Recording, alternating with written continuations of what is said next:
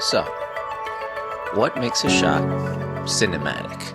If I had to say, it's the use of light within a scene and curating contrast.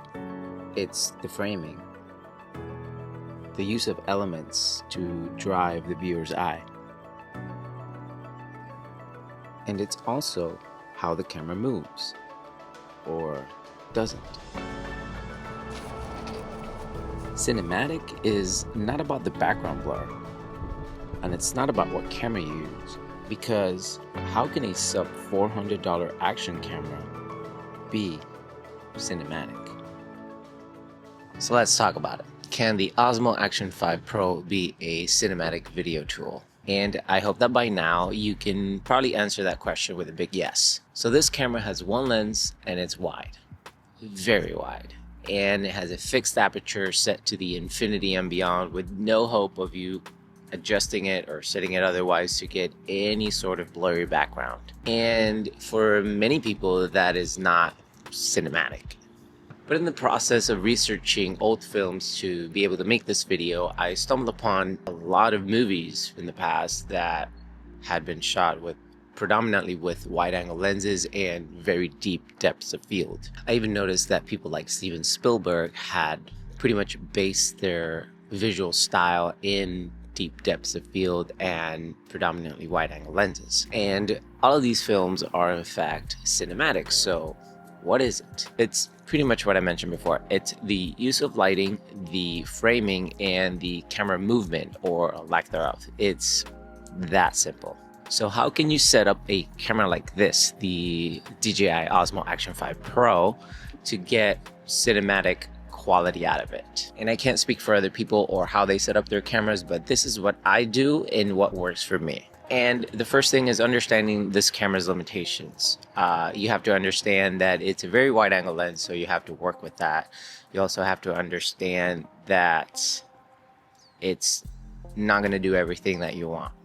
And you're going to have to figure out creative ways in which you can achieve your storytelling or the way that you want to use the camera to tell a specific story. And what I mean by that is the use of elements in your scene to create depth. Also, the way that you move your camera through your scene. And a benefit of this camera is that you can mount it anywhere to get creative shots, or pretty much shots that you can't get with other larger setups, because it just makes it easier and it gives you a very distinct and a very interesting vantage point that you can use to your advantage in your storytelling. So that's one of the things that you have to understand right at first and always keep in your mind, is that this is not a conventional camera and you have to approach the use of this camera in such a way. Okay, as far as settings go, and this is where people sort of choose their own, and this is what works for me, so keep that in mind. I shoot in 16:9, 30 FPS always, because it just runs better in social media. I also edit on a 30 FPS timeline and export in 30 FPS, just so you know. I leave the white balance at 5500 Kelvin because I mostly shoot daylight, and daylight is pretty much where this camera shines. It's not really a low light camera, and it's not intended to be a low light camera. So, and for exposure, I pretty much just leave it in auto. I just let it do its thing. When you're in good daylight and you're not changing so much from a bright part to a darker part or to a shady part, it does pretty well in just maintaining the exposure the way that you want it. And in the case that you do go from a bright sunny part to maybe a shaded part, it will adjust, and it's not so jarring that I feel the need to constantly use an ND filter or fiddle around with those things, because it just takes away from the experience of using the camera and just having it in your pocket, whipping it out and getting a cool cinematic shot.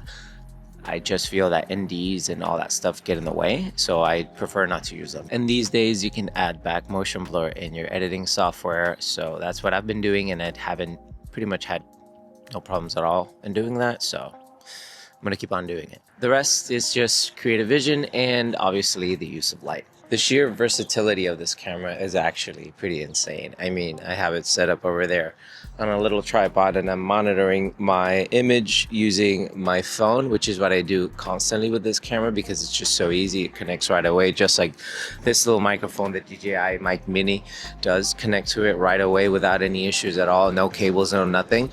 No extra setups, and I just love that. I think that's like one of the best things that this type of system can offer creators and creatives like me or like you, and I just think that it's rad. I love that.